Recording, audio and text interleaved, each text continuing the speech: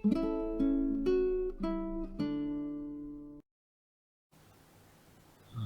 આજે પ્રાચીન ભારત ગાથામાં આપણે તે સમયની ભાષા અને લિપિ વિશે જોઈશું અને સમજીશું કે તે સમયના લોકો સંદેશા વ્યવહાર વાતચીત માટે કઈ પદ્ધતિઓનો ઉપયોગ કરતા. મિત્રો, સૌપ્રથમ અહીં ભાષા અને લિપિ વચ્ચેનો તફાવત સમજવો જરૂરી છે, કારણ કે ઘણીવાર આપણે ગેરસમજ કરતા હોઈએ છીએ કે ભાષા એ જ આપણી લિપિ છે અને લિપિ એ જ ભાષા છે, પરંતુ એવું નથી. કોઈ ભાષા સામાન્ય રીતે બોલાતી ભાષા એટલે કે ઓરલી આપણે જે બોલીએ છીએ તે, અને કોમ્યુનિકેશન સંદેશા વ્યવહારની પદ્ધતિનો સંદર્ભ આપે છે. જ્યારે સ્ક્રિપ્ટ કે લિપિ એક અથવા વધુ ભાષા લખવા માટે વપરાયેલ અક્ષરોનો સંગ્રહનો સંદર્ભ આપે છે. ભાષા વાતચીત કરવાની પદ્ધતિ છે અને સ્ક્રિપ્ટ લિપિ એ ભાષા લખવા માટેની પ્રણાલી છે, જે કેટલાક મૂળાક્ષરો જેને કે આપણે આલ્ફાબેટ્સ કહીએ છીએ તે ધરાવે છે, અને એના માધ્યમથી આપણે એનું ટ્રાન્સક્રિપ્શન કે પ્રતિલેખન કરી શકીએ છીએ. ટૂંકાણમાં સમજીએ તો બોલતી વખતે ભાષાની જરૂર પડે છે અને લેખન માટે લિપિની જરૂર પડે છે. હવે ઉદાહરણથી સમજીએ તો વધુ સિમ્પ્લિફિકેશન થશે. જેમ કે ભાષા હિન્દી, તો એમાં વાક્ય છે આપ કેસે હૈ, તો એ જે લિપિમાં આ વાક્ય લખાયું છે તે છે દેવનાગરી. અંગ્રેજીમાં એ જ વસ્તુ આપણે પૂછીએ છીએ હાઉ આર યુ, તો એમાં જે ઇંગ્લિશ આલ્ફાબેટ્સ યુઝ થયા છે એ કહેવાય છે મોડર્ન લેટિન સ્ક્રિપ્ટ. ગુજરાતીમાં આપણે કહીએ છીએ તમે કેમ છો, તો એ પણ એ ગુજરાતી દેવનાગરી સ્ક્રિપ્ટ છે. અને તમિલમાં જ્યારે આ વસ્તુ લખવામાં આવે છે તો એ દ્રવિડ લિપિ કે ગ્રંથ લિપિ. આ જ રીતે ઉર્દુ એરેબિક સ્ક્રિપ્ટમાં લખાતી હોય છે. તો એવી રીતે વિવિધ ભાષાઓની સ્ક્રિપ્ટો પણ અલગ અલગ હોઈ શકે. તો આ એક તફાવત છે જે સમજવો ઘણો જરૂરી છે. હવે આપણે આગળ વધીએ.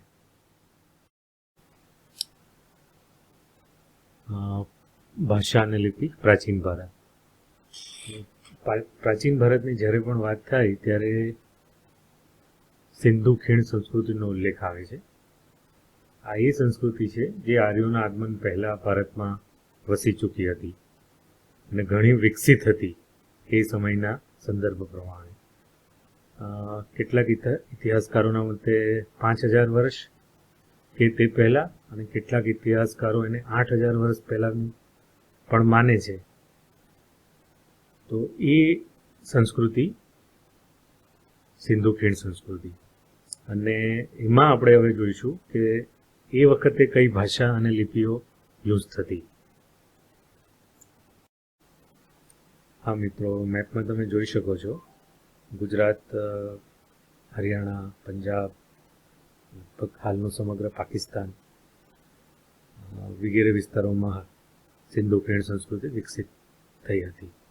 હરપ્પા, મોહેંજો-દડો, લોથલ વગેરે તેના મુખ્ય સ્થળો. અને ગ્રેટ બાથ ઓફ મોહેંજો-દડો, ખેતી વિશેનું જ્ઞાન, ગાડા સિસ્ટમ, કાર્ટ સિસ્ટમ, નૌકા વિશેની માહિતી તો ઘણી વિકસિત હતી. તેમજ બાંધકામ ક્ષેત્રે પણ ઘણી આધુનિકતા.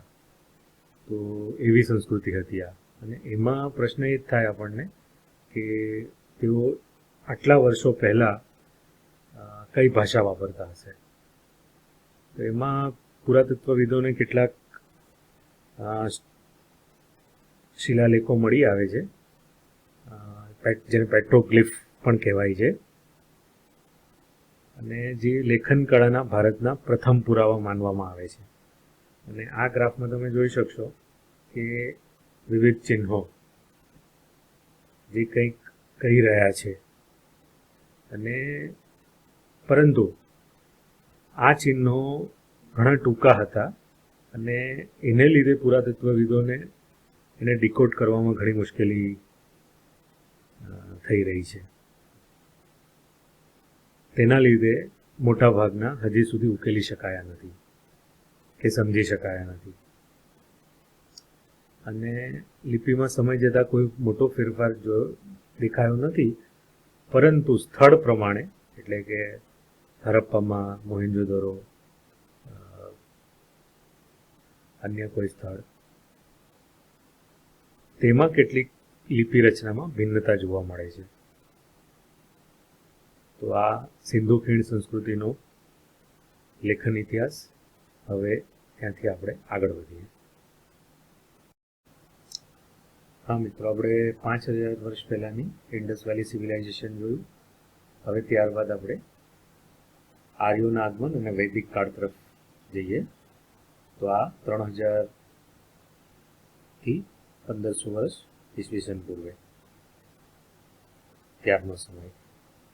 અને એમાં આ તમે મેપ જુઓ, અફઘાનિસ્તાનથી લઈને ઉત્તર ભારત સુધીનો વિસ્તાર જ્યાં આર્યોનું સ્થાયી થવું, અર્લી વૈદિક પીરિયડ. અને મિત્રો, આ જ સમય દરમિયાન આ મહાજનપદ અસ્તિત્વમાં આવ્યા એ પહેલાંનો સમય છે. એ દરમિયાન જ ઋગ્વેદની રચના શરૂ થઈ ચૂકી હતી. જે ઋગ્વેદના સૂત્રો છે તે અસ્તિત્વમાં આવવાના શરૂ થયા હતા. અને ઋગ્વેદની રચના વિશે કહીએ તો એ અપૌરુષેય માનવામાં આવે છે. અપૌરુષેય એટલે ગુરુના પ્રવચનો દ્વારા વિદ્યાર્થીઓ પાસે પહોંચી અને એ રીતે આગળ વધી. લેખિત સંદર્ભ ઋગ્વેદના એ સમયે જોવા મળતા નથી. જે વેદો આપણા રચના થયા છે તે અપૌરુષેય વેદો માનવામાં આવે છે. દૈવીય રચના કહો, એને શ્રુતિ રચના કહી શકો તમે, પણ ગુરુના પ્રવચનો દ્વારા પેઢીઓની પેઢીઓ સુધી એ પાસ ઓન થયા અને ત્યારબાદ એ આગળ વધ્યા. તો મિત્રો, સંસ્કૃત અસ્તિત્વમાં આવી ચૂકી છે આ સમય દરમિયાન, પણ છતાં હજી એ જોઈ શકાયું નથી કે સંસ્કૃત લખાય છે કઈ લિપિમાં. તો ઋગ્વેદની રચના થઈ ચૂકી છે, ઋગ્વેદ અસ્તિત્વમાં આવી ચૂકી છે અન્ય વેદો સાથે, પરંતુ સંસ્કૃત કઈ લિપિમાં લખાયું છે તે હજી જાણી શકાયું નથી.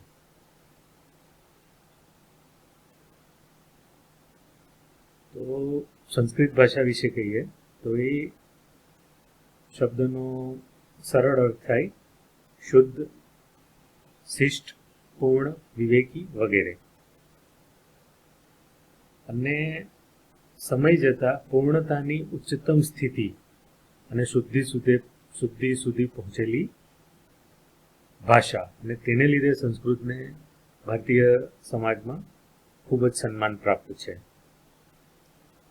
હવે પ્રશ્ન એ જ ઉદ્ભવે છે કે કેમ સંસ્કૃતને આટલી પૂર્ણતા કે ચોકસાઈવાળી ભાષા કહેવામાં આવે છે. તો મિત્રો, ધ્યાન રહે કે સંસ્કૃત સંપૂર્ણ ફોનેટિક્સ એટલે કે ધ્વનિ ઉપર આધારિત ભાષા છે. તમે શ્લોકોની જે બોલવાની પદ્ધતિ જુઓ છો તો એક વિશિષ્ટ પ્રકારે એને ઉચ્ચારવામાં આવે છે. તો એક ધ્વનિ આધારિત, ફોનેટિક્સ આધારિત એ ભાષા છે. અને પેઢીઓ સુધી દસ્તાવેજીકરણ કે લેખિત માધ્યમો વગર એ શિષ્યો સુધી પહોંચી, એ શિષ્યો દ્વારા એમના શિષ્યો સુધી પહોંચી અને એ રીતે આગળ વધતી ગઈ. અને સંસ્કૃત ભાષા જે છે તેમાં તેનું માળખું, શબ્દો ઉચ્ચારવાની રીત, વ્યાકરણ ઘડવાની રીત વગેરે પ્રકૃતિ અને બ્રહ્માંડ અને આસપાસની સમગ્ર પ્રકૃતિ સાથે અનુરૂપ છે. સંસ્કૃતનો દરેક શબ્દ કે વાક્ય જાતે જ કોઈ મંત્ર કરતાં ઓછો નથી. તેથી તે આજુબાજુના શરીર, મન અને પર્યાવરણ સાથે સુસંગત છે. જેમ કે શબ્દ ઓમ.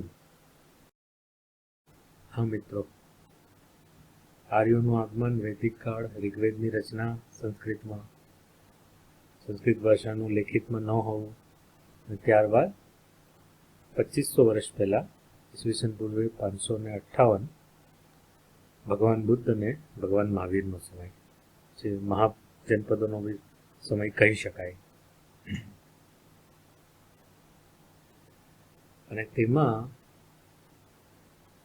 ભગવાન બુદ્ધ દ્વારા પ્રવચનો આપવું અને એ પ્રવચનોનું લેખિત દસ્તાવેજીકરણ હોવું જોઈએ એ વિશે ભાર મૂકવો.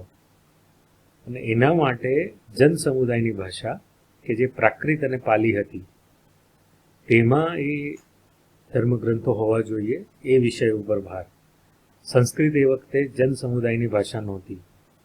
વર્ણ વ્યવસ્થામાં ઉચ્ચ વર્ગના લોકોમાં જ સંસ્કૃતનો વપરાશ હતો, જ્યારે જન સમુદાયની ભાષા જે હતી જેમાં વધુ વસ્તીનો સમાવેશ કરી શકાય તો એમાં પ્રાકૃત અને પાલી ભાષાનો સમાવેશ થાય છે. અને તેથી જ બુદ્ધિસ્ટ ગ્રંથો અને જૈન ગ્રંથો તમને પ્રાકૃત અને પાલી ભાષામાં જોવા મળે છે. તો હવે પ્રશ્ન એ જ થાય કે એ પ્રાકૃત ભાષામાં લખાતા ગ્રંથો કઈ લિપિમાં લખાતા હતા? તો એનો જવાબ છે બ્રાહ્મી લિપિ. અને 2500 વર્ષ પહેલા 5મી સદીની આસપાસ સંસ્કૃત પણ બ્રાહ્મી લિપિમાં જોવામાં આવ્યું છે.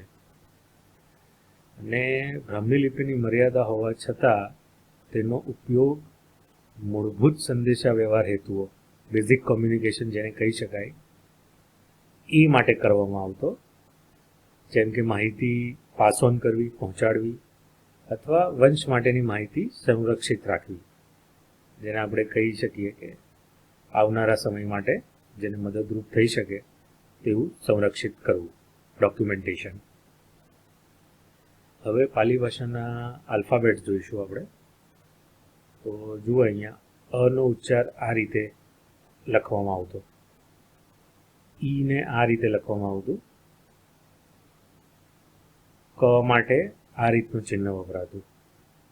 તો આ રીતના સ્વર અને વ્યંજનો હતા પાલી ભાષાના. અને તમે જોઈ શકો છો ચિહ્નો એકદમ બેઝિક પ્રકારના છે. જે હાલની આપણે આધુનિક ભાષા જોઈએ છીએ એ ઘણી પોલિશ્ડ લેખિત સ્ક્રિપ્ટો છે. 2500 વર્ષ પહેલાની બ્રાહ્મી સ્ક્રિપ્ટ એ પ્રમાણેની નહોતી, એનું એક લિમિટેશન હતું.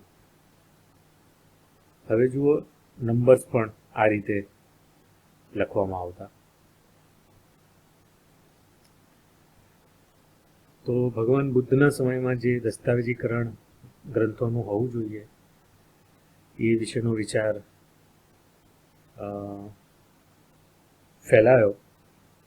ત્યારબાદ એક મહાન સમ્રાટ આવે છે કે જેણે આ કામ ખૂબ ઝડપથી આગળ વધાર્યું, અને એ છે સમ્રાટ અશોક.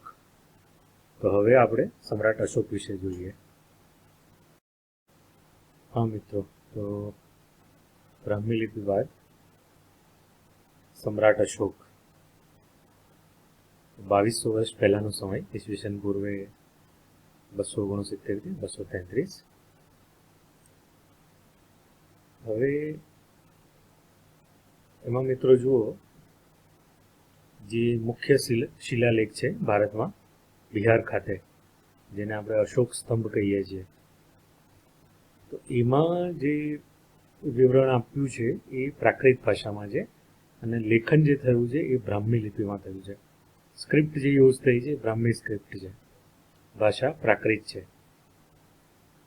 એ જ પ્રમાણે અશોક શિલાલેખ કંદહાર એટલે હાલનું અફઘાનિસ્તાન, અને કંદહાર જે શહેર છે તે એલેક્ઝાન્ડર ધ ગ્રેટ, ગ્રીક શાસક સિકંદર મહાન, એના દ્વારા વસાવવામાં આવ્યું હતું. અને મૌર્ય કાળમાં અફઘાનિસ્તાન પર મગધ સામ્રાજ્યનું આધિપત્ય હતું. તો અશોક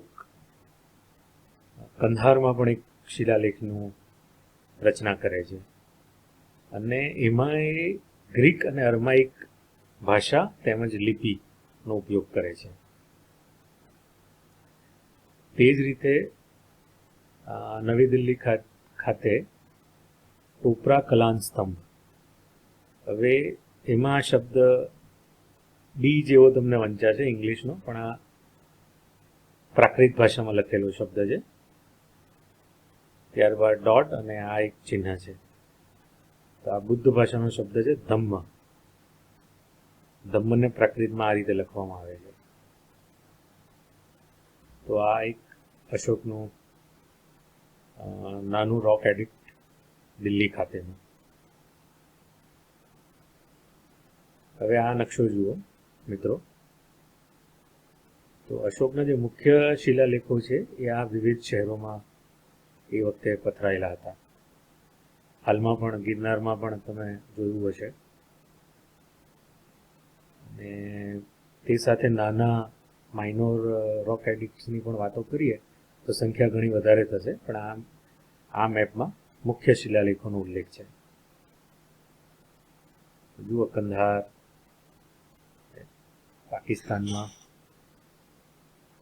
ત્યારબાદ ભારતના કેટલાક સ્થળો.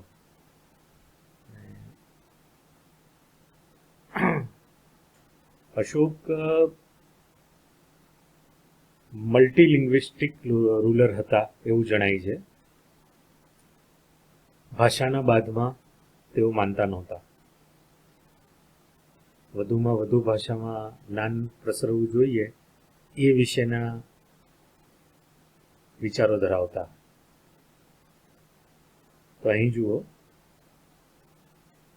બ્રાહ્મી સ્ક્રિપ્ટમાં લખાયેલો શિલાલેખ. ત્યારબાદ ખરોષ્ઠી સ્ક્રિપ્ટ.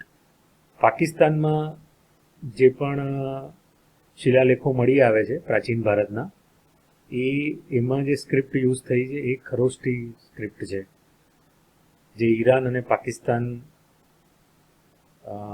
સરહદી વિસ્તારો છે ત્યાં સ્ક્રિપ્ટ જોવા મળતી.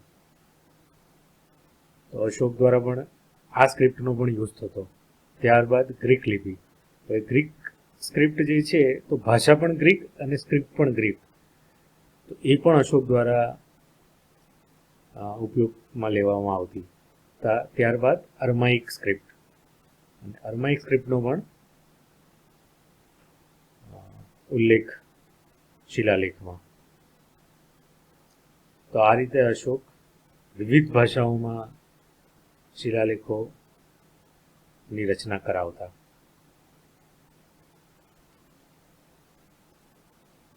હવે જુઓ મિત્રો, લુંબિની શિલાલેખ નેપાળ, હાલ નેપાળ, અને પ્રાકૃત ભાષાનો શિલાલેખ છે, જેનું ઈસવીસન પૂર્વે 248 એ વખતે સમ્રાટ અશોકે બનાવ્યો હતો. અને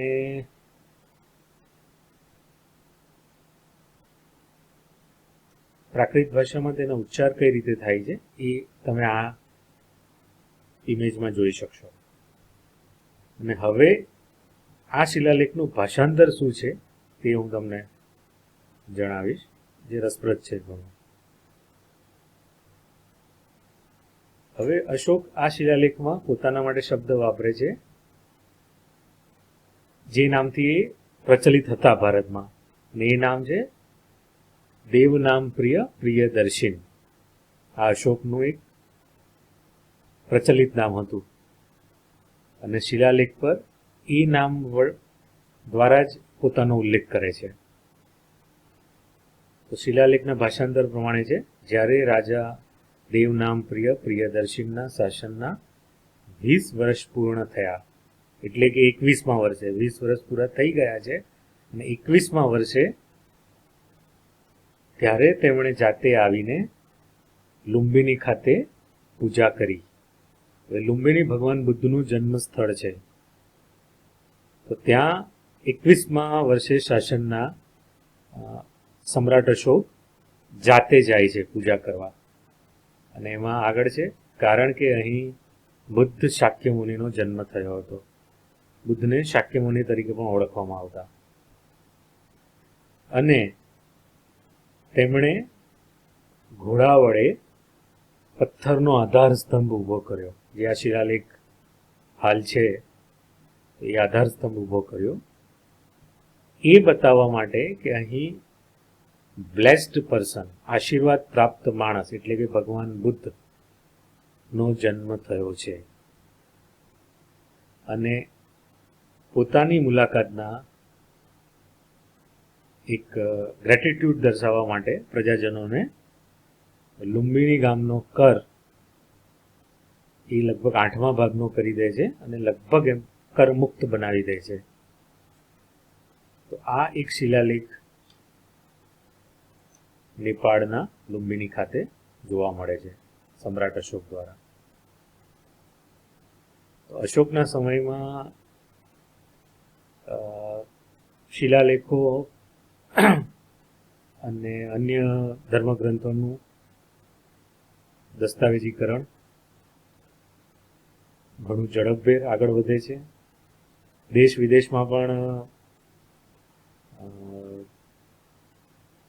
પોતાના સભાસદોને મોકલવું, સંધુમિત્રા અને મહેન્દ્રને શ્રીલંકા મોકલવા, અન્ય ચીન અને અન્ય દક્ષિણ પૂર્વ એશિયાના દેશોમાં મોકલવા. આ રીતે બુદ્ધ ધર્મનો પ્રચાર અને પ્રસાર અશોકના સમયમાં ઘણો ઝડપભેર આગળ વધે છે અને એમાં પ્રાકૃત ભાષા અને બ્રાહ્મી સ્ક્રિપ્ટ. હવે મિત્રો ફરીથી આપણે સંસ્કૃત શિલાલેખ ઉપર આવીશું. હા મિત્રો, તો અશોક બાદ પ્રથમ સંસ્કૃત શિલાલેખ ઈસવીસન 207ની સાલ, આશરે 1800 વર્ષ પહેલા. એ પહેલા ગોસુંદી હાથીપડા શિલાલેખ પર ધ્યાન જાય છે, જે ઈસવીસન પૂર્વે 1લી સદીની આસપાસ જોવા મળે છે. અને આ શિલાલેખ રાજસ્થાન, ગોસુંદી હાથીપડા રાજસ્થાનમાં આવેલ છે અને એ સંસ્કૃત ભાષામાં લખાયેલ છે અને જે સ્ક્રિપ્ટ છે તે બ્રાહ્મી સ્ક્રિપ્ટ છે. અને ત્યારબાદ એએસઆઈ દ્વારા આંધ્રપ્રદેશના સપ્તમાત્રિકા સંપ્રદાયના પુરાવા, જે 7 વહન રાજા હતા વિજય, એમનો યુગ ઈસવીસન 207ની સાલ. ભાષા સંસ્કૃત અને લિપિ બ્રાહ્મી. કેટલાક સંસ્કૃત અક્ષરો સાથે, એટલે કે જે આપણે દેવનાગરીમાં જે સંસ્કૃત જોઈએ છે તે વખતે નગરી સ્ક્રિપ્ટ પણ હતી, તો એના પણ કેટલાક અક્ષરો આમાં. અને આ ખબર દક્ષિણ ભારતના દૈનિક ધ હિન્દુમાં જોવા મળી હતી મુખ્ય સમાચાર તરીકે. Earliest Sanskrit ઇન્સ્ક્રિપ્શન in south India found in Andhra Pradesh.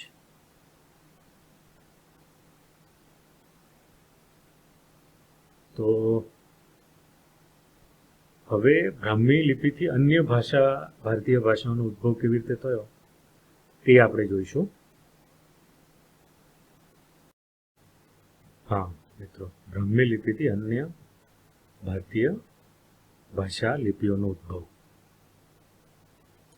Modifications of the Sanskrit alphabet from 543 BC to 1200 AD. તો આ જે રિસર્ચ વર્ક છે એ સાલ 1838માં અંગ્રેજ જેમ્સ પ્રિન્સેપ જણાવી જાય છે અને 2 અક્ષરોને છોડીને લગભગ બધા અક્ષરો સાચી રીતે સમજાવે છે, જેમાં કોઈનો પણ એમાં વિરોધાભાસ નથી. લગભગ બધા જ ઇતિહાસકારો તેમની સાથે સંમત જણાય છે.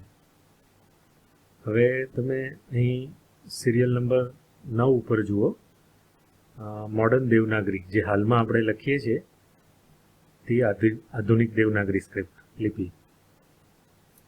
અને સિરિયલ નંબર 1 પર જુઓ, ઈસવીસન પૂર્વે 5મી સદી, ભગવાન બુદ્ધનો સમય. તો હવે આ શબ્દ જુઓ ક, તો 5મી સદીમાં ક આ રીતે લખવામાં આવતો.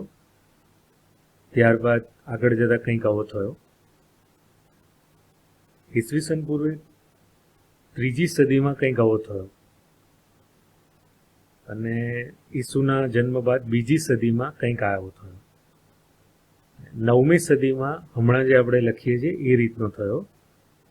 પછી ફરી 11મી સદીમાં બંગાળી શબ્દ જેવો થયો. અને હાલ જે આધુનિક દેવનાગરી સ્ક્રિપ્ટ છે તો આ બાદ એ આ રીતનું થયું. તો તમે આ ચેન્જીસ તમે જોઈ શકો છો અન્ય શબ્દો માટે પણ, ખ માટે, ઘ માટે પણ પહેલે કઈ રીતે લખવામાં આવતો ને હવે કેવી રીતે થયો.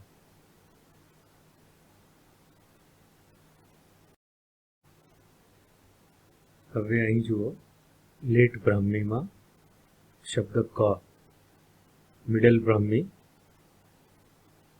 આ રીતનું થયો, ત્યારબાદ આ રીતે, અને એ રીતે ગુજરાતી દેવનાગરીમાં ક આ રીતનો ડેવલપ થયો. તેવી રીતે ગુજરાતીના અન્ય શબ્દો જે બ્રાહ્મી સ્ક્રિપ્ટ ઉપરથી જ ઉતરી આવ્યા છે અને હવે જે ઓળખાય છે દેવનાગરી ગુજરાતી સ્ક્રિપ્ટ.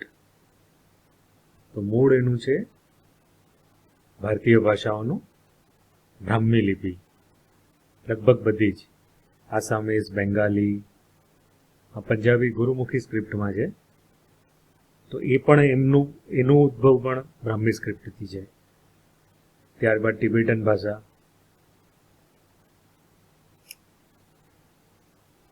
ઓકે. હા મિત્રો, આપણે હવે અણ શબ્દ વિશે જોઈએ. ડેવલપમેન્ટ ઓફ લેટર ન in Brahmi and its derivative scripts. તો એમાં જુઓ, ઈસવીસન પૂર્વે 3જી સદી, અને એમાં ન આ રીતે લખાતો. ત્યારબાદ એ વિકસિત થતો થતો હાલમાં ગુજરાતીમાં આ રીતનો થયો. ઓકે. એ જ રીતે બીજો અહીં ફાંટો ઈસવીસન પૂર્વ 1લી સદીની આસપાસ અહીં જાય છે અણ શબ્દનો, અને ત્યારબાદ એ સાઉથની ભાષાઓમાં આ રીતે વિકસિત થાય છે. હવે ઉત્તર ભારતીય ભાષા અને દક્ષિણ ભારતીય ભાષાઓનું લખાણનું મૂળ બ્રાહ્મી સ્ક્રિપ્ટમાં જ છુપાયેલું છે. ફરક એટલો છે કે ઉત્તર ભારતીય ભાષાઓ તમને એંગ્યુલર મોડમાં વધારે જોવા મળશે, કોણીય શેપની, જ્યારે દક્ષિણ ભારતીય ભાષાઓ છે એ સર્ક્યુલર મોડમાં તમને જોવા મળશે. એના શબ્દો ગોળાકાર સ્વરૂપના વધારે જોવા મળે છે. જુઓ આ રીતના. અને એ જ પ્રભાવ ચારે ભાષાઓમાં તમને દેખાશે: તેલુગુ, કન્નડ, તમિલ, મલયાલમ, સિંહાલી જે શ્રીલંકાની ભાષા છે. અને ધ્યાન રહે, સંસ્કૃત જેમ ઉત્તર ભારતમાં દેવનાગરી સ્ક્રિપ્ટમાં લખાય છે, તો કર્ણાટકમાં સંસ્કૃત ધર્મગ્રંથો કન્નડા સ્ક્રિપ્ટમાં જોવા મળે છે. તેમજ રામાયણ અને જેવા અન્ય ધર્મગ્રંથો તામિલનાડુમાં તામિલ સ્ક્રિપ્ટમાં જોવા મળે છે. તેઓ દેવનાગરી સ્ક્રિપ્ટનો ઉપયોગ કરતા નથી. અને આ રીતે બ્રાહ્મી સ્ક્રિપ્ટ ભારતમાં આ રીતે ફેલાઈ. એ પ્રમાણે તમે જોઈ શકો છો વિદેશમાં પણ ગઈ. અને બ્રાહ્મી સ્ક્રિપ્ટનું જ એક બ્રાન્ચ જ્યારે દક્ષિણ ભારતથી ઉદ્ભવ્યું, તો એ સમગ્ર દક્ષિણ પૂર્વ એશિયામાં તમને જોવા મળે છે. જેમ કે થાઈલેન્ડ, બર્મા, મ્યાનમાર, ઇન્ડોનેશિયા, વિયેટનામ વગેરેની જે ભાષાઓ છે તે બ્રાહ્મી લિપિ આધારિત જ માનવામાં આવે છે, અને ઉદ્ભવ તેનો બ્રાહ્મી લિપિ જ થી થયો છે. હા મિત્રો, તો આજે આપણે ભારતીય ભાષા અને લિપિ વિશે માહિતી મેળવી. તમને ભાષા અને લિપિનો ફરક પણ મેં સમજાવ્યો. તે ઉપરાંત સિંધુ ખીણ સંસ્કૃતિ, આર્યોનું આગમન, વૈદિક કાળ, બુદ્ધ અને મહાવીર, મહાજનપદ, ત્યારબાદ બ્રાહ્મી લિપિનું આવવું, સમ્રાટ અશોકના શિલાલેખો, સંસ્કૃત શિલાલેખો, અને બ્રાહ્મી લિપિથી અન્ય ભારતીય ભાષાઓનો ઉદ્ભવ તેમજ વિદેશી ભાષાઓનો પણ ઉદ્ભવ. આશા રાખું છું તમને વિડીયો પસંદ આવ્યો હશે મિત્રો. વધુમાં વધુ લોકો સુધી શેર કરો અને લાઈક કરો. ધન્યવાદ.